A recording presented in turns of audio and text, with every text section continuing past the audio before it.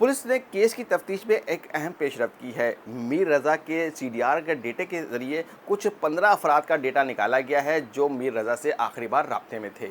मीर रज़ा को कत्ल किया गया है या ख़ुदकुशी उसने की है, ये हमने आपको गुज़िश्ता वीडियो में बताया था, लेकिन आज इस केस में मज़ीद अहम पेशरफ्त सामने आई है, तो हमने सोचा कि क्यों ना आपको इस पेशरफ्त से आगाह करें।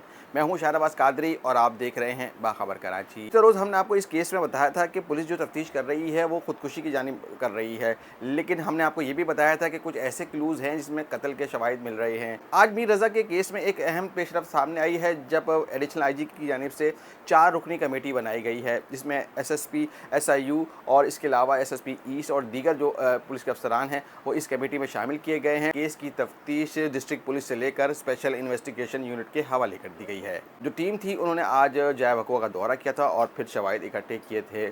इसके मीर रज़ा कत्ल केस में एक अहम पेशरफ्त सामने आई है।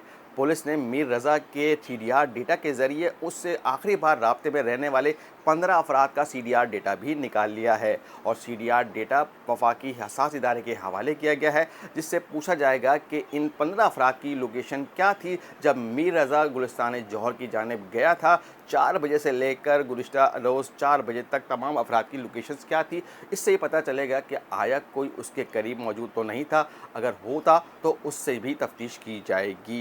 ये पुलिस की जानिब से एक ऐसी लिस्ट बनाई गई है जिसमें उन अफराद के नाम शामिल किए गए हैं जिन्होंने मीर रज़ा से पैसे लेने थे। बताया जा रहा है कि 8 अफराद की ये लिस्ट है जिसमें 2 भाई भी शामिल हैं और दोनों भाइयों का जो कर्ज़ा है वो मीर रज़ा पर करोड़ों में बताया जाता है और बाकी जो लोग हैं उनका जो कर्ज़ा है वो लाखों में है। कि वीडियो में हमने आपको बताया था कि पुलिस कोशिश कर रही है इस वाक़े को ख़ुदकुशी करार दे।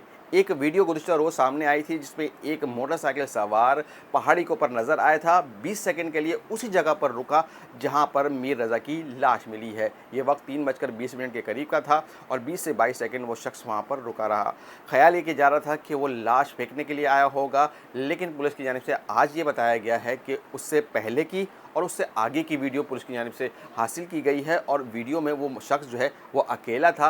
अब पुलिस ख्याल कर रही है हो सकता है कि वो पिस्तौल फेंकने आया हो या वो होल्स्टर जहां से उसकी लाश मिली है वो उठाने के लिए आया हो या फिर वो होल्स्टर वहां पर फेंकने के लिए आया हो। तो बहुत सारे इस केस में अभी भी शुबहात हैं। पुलिस मुख्तलिफ ज़ावियों से तफ्तीश कर रही है। उम्मीद ये है कि इस केस को जल्द से जल्द मुकम्मल कर लिया जाएगा।